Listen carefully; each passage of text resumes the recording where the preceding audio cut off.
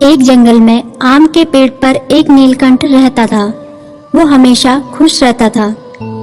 दिन भर वो आम के मीठे मीठे फल खाता और पेड़ की हरी भरी डालियों में झूलते हुए गाना गाता था। एक दिन जंगल में सूखा पड़ गया।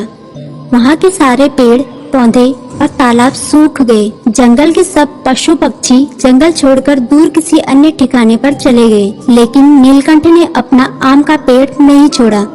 वो सारा दिन सूखे पेड़ की डाली पर बैठा ईश्वर से प्रार्थना करता और दर्द भरे गाना गाता था। फल और पानी न मिलने के कारण नीलकंठ कमजोर और दुबला होने लगा था। एक दिन उस जंगल के रास्ते से सैनिकों का एक समूह गुजर रहा था, जहाँ एक भी जीव जानवर दिखाई नहीं दे रहा था।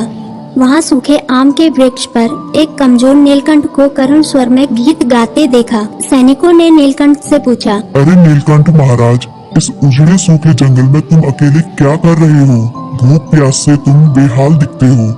तुम्हारे सारे साथी पशु पक्षी अपना घर छोड़कर दूसरी जगह चले गए हैं। तुम भी चले जाओ, दूर किसी और पेड़ में अपनी जान बचाओ। सेनापति की बातें सुनकर नीलकंठ ने विनम्र और उदार स्वर में जवाब दिया, नहीं सेनापति जी, मैं ऐसा नहीं कर सकता। मैंने इस पेड़ पर बने कटोर में जन्म लिया है। यही मैं पला बड़ा हूँ। इस पेड़ के मीठे मीठे फल खाकर जीता रहा। इसकी छायादार पत्तियों के बीच चैन से जीवन बिताया। यही मैंने कितने दोस्त बनाए।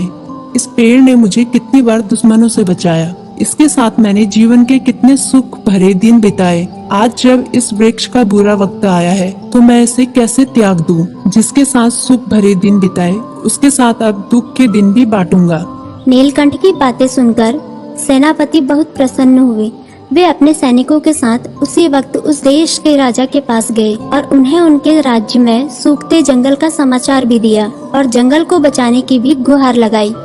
सारी बातें सुनकर राजा ने तुरंत एक विशाल नहर खुदवाकर जंगल तक पानी पहुंचाने की व्यवस्था की। फिर देखते ही देखते जंगल के सारे पेड़ पौधे के साथ आम का वो पेड़ भी हरा भरा हो गया और उसमें खूब मीठे फल लगने लगे। जंगल के सारे पशु पक्षी वापस अपने घर लौट आए और नीलकंठ को धन्यवाद दिया।